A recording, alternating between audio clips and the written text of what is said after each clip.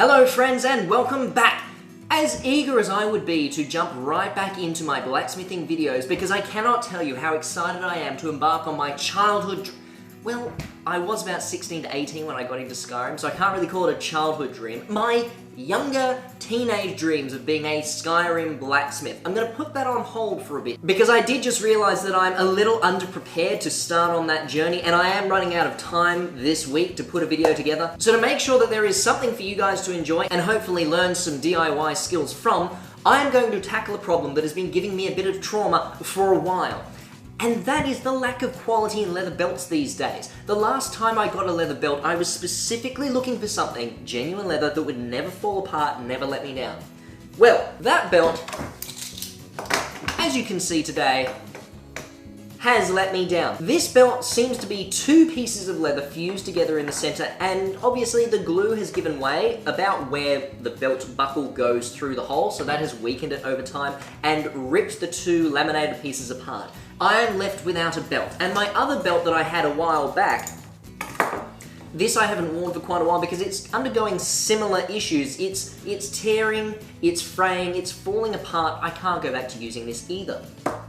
But there is some light at the end of the tunnel. I have noticed that both belts have completely detachable buckles. This one is held on by two screws, and then this one is a clip mechanism. So if I pull this latch, its teeth will open up and I can pull it straight off the belt. I'm not going to be making two belts today because I do only have brown leather stain, and I think that this buckle, the traditional pin and hoop buckle, is going to look best with a brown belt. So I'm going to take this apart, and with a couple of simple tools that you may even have lying around the house already, or that you could easily get access to, I'm going to be using this precision cut craft knife, this hole punch kit, and this craft cutting board. With these things, I'm going to turn this sad old belt into a brand new one with a little bit of leather. And if you have access to leather in your areas, I'd estimate that you could be using maybe $10 worth of leather. You may need to buy a larger piece, and perhaps you can make a couple of belts out of that.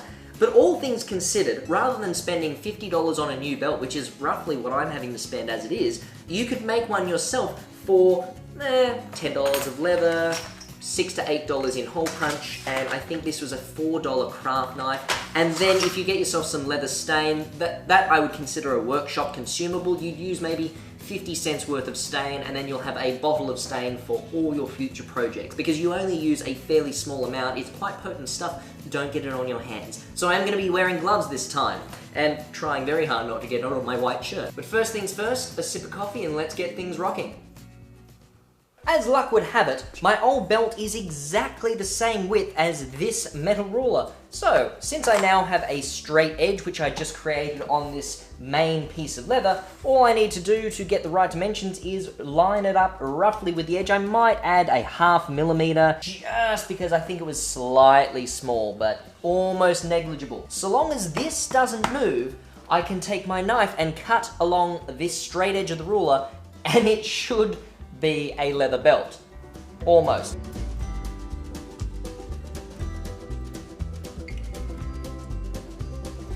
Now between my belts, I think I prefer this finish more than the other one, so what I'm just going to do is I will trace this more or less onto this belt strap, or maybe I could even just cut around this one. If I slip and stuff it up, does it really matter? I'm getting rid of it anyway, so...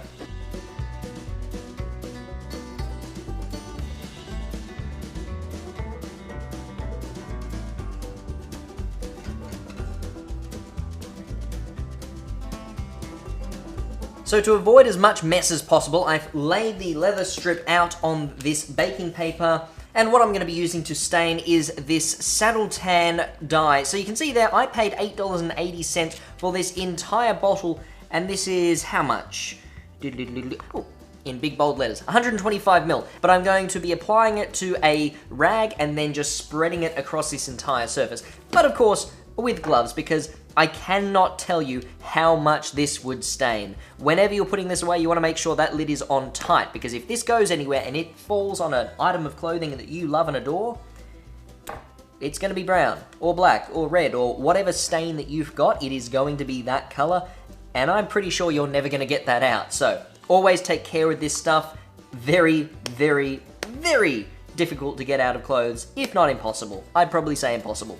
So I've got these very fashionable, unmatching pink and yellow gloves, and I'm hoping that they're going to be thick enough to stop this from going through. And to apply it, I'm just going to be using this synthetic cloth.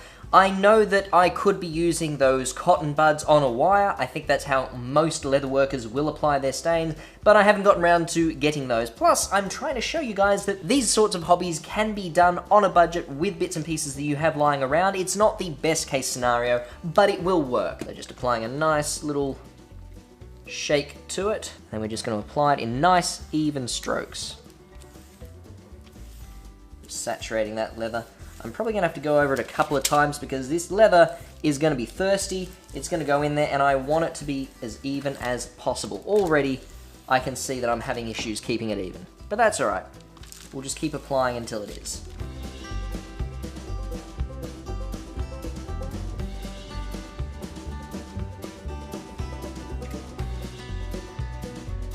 So now that that's all been very well stained, I'm going to leave this to dry for a while, and then after it's completed its drying process, I'm going to apply a polyurethane coat which should seal it and also stop any of this dye leaching out onto your clothes. And seeing as I'm finished with the bottle, very first thing I'll do is make sure that's shut. We don't want any accidents today.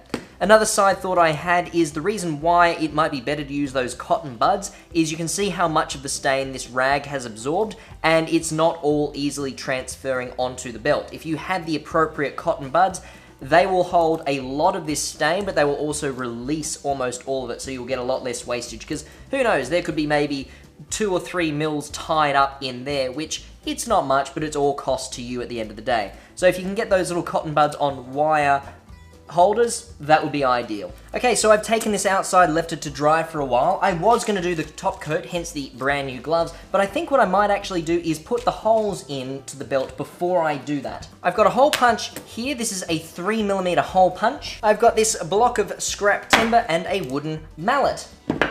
For the placement of the holes, I am going to use this old belt that I had. I'm just going to pop it down on top, mark where these holes are, and then I'm going to come along with this hole punch and just punch those out. We're just doing the best we can here today, folks. I'm going to use this pen to just pop that through the hole, so make sure the end's about lined up. There we go, so that's roughly where they need to be. Grab your block of timber, place it underneath where you're going to be putting a hole. And this is the point of no return. Make sure it's nice in the center, and there is your hole. I think it kind of ends up being a little bit wider than 3mm because this does press the leather apart. Maybe with a bit of time movement that will close the hole back up. And then we just move on to the next one.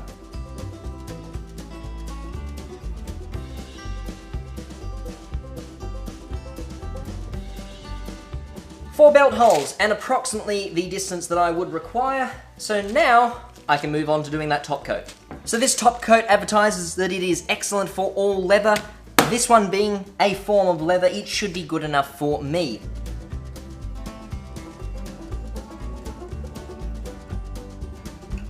And now that my brand new leather belt is just about done, whilst that top coat is drying, I'm going to salvage the buckle from the old belt. I've got my teeny tiny screwdriver, so I'm going to undo those 2 teeny tiny screws, and it will be free of its old bindings.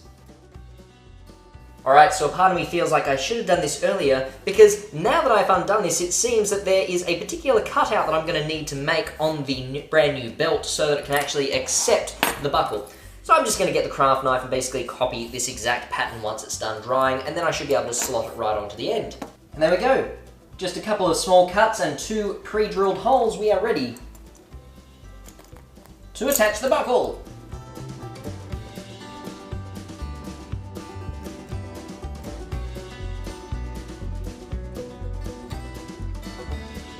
And with that, this belt is complete.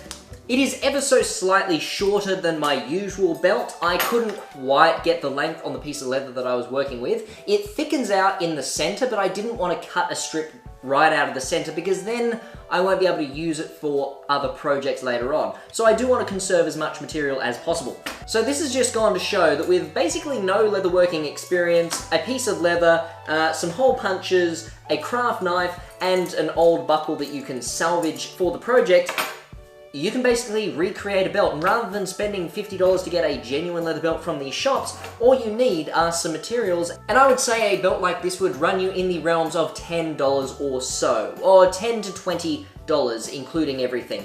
There are some upfront costs, so if you wanted to start working with leather, the stains, the top coats, the conditioners, all that sort of stuff is going to cost you a little bit more, but since you would apply it over 20, 30, 40, 50 different projects, depending on how long those materials last for, it's not really factoring into your per unit cost. So you can save a lot of money by just grabbing your old belt buckles, getting rid of the old leather if it's frayed, torn, falling apart, discolored. If you've got access to some leather and a couple of simple tools, you can do this project yourself at home.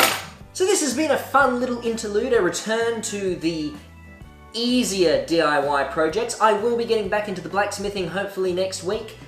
But I just thought, since I've got the time and since my belts are just falling apart on me, I wanted to get this one out of the way. I wanted to get a belt that I would be able to actually wear out in public. So this is going to be my new belt. I'm going to be wearing it every single day. So this project, it's helped me. It's shown you guys what you should be able to do on your own if you ever wanted to give it a try. It's very easy. Anyone can put 4 holes into a strip of leather and attach a pre-existing buckle to the end. You can do it. But that's it from me today. I hope I've inspired anyone who's been wondering whether or not they can get into entry-level leatherworking to give it a go themselves. But other than that, be good, take care, and I will see you guys in the next video.